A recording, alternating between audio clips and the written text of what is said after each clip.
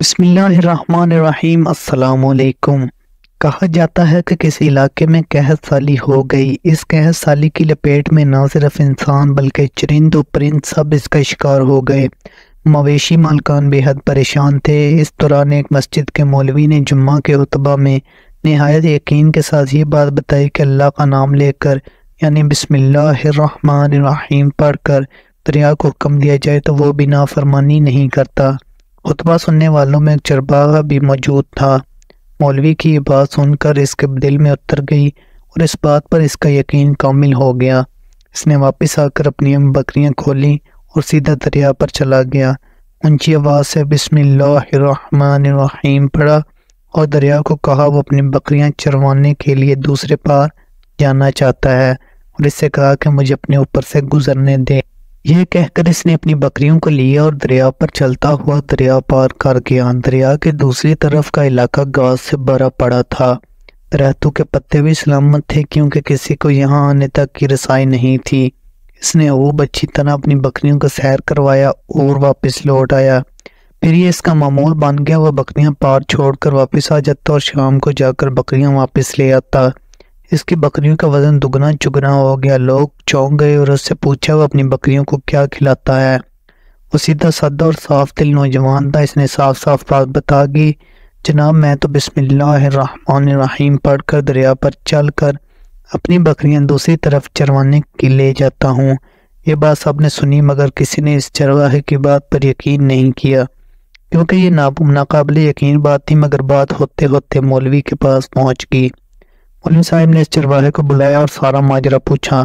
اس چرواہے نے مولوی صاحب کو یہ حوالہ بنا کر مولوی صاحب میں تو آپ کا شکریہ ادا کرنے والا تھا، آپ نے جمعہ کے خطبے میں جو نسخہ بتایا تھا بسم اللہ کہہ کر دریا کو بھی حکم دو وہ بھی انکار نہیں کرتا، تو میں تو بس آپ کے نسخے پر ہی عمل کر رہا ہوں۔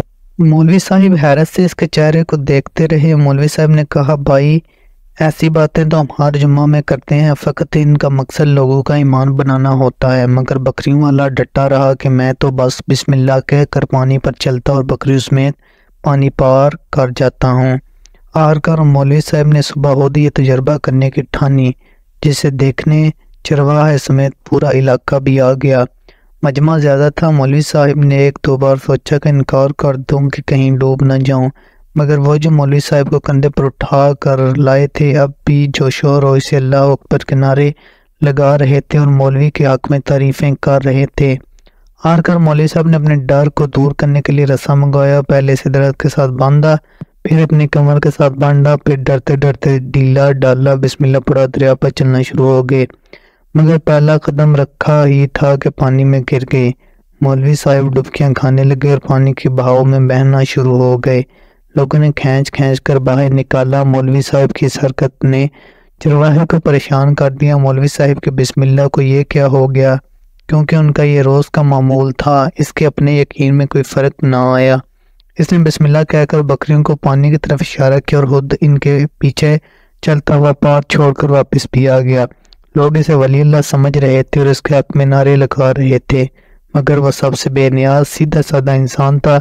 وہ مولوی کے پاس پہنچا اور کہا مولوی صاحب میں آپ کی بسم اللہ کی تعریف سے کافی پریشان تھا، مگر پانی پر چلتے ہوئے مجھے آپ کی بسم اللہ کی بیماری کا پتہ چل گیا۔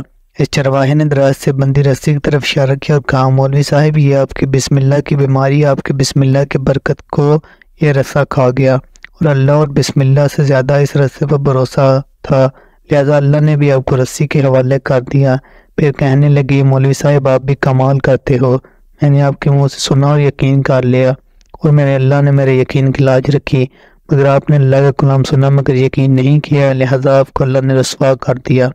محترم عزیز دوستو یہی کچھ ہمارا حال ہے، ہماری نمازوں اور دعاؤں کا حال بھی یقین سے حالی ہے۔ مزید ایسی اسلامک ویڈیوز کے لیے ہمارے چینل ایسے اسلامی واقعات کو ضرور سبسکرائب کریں۔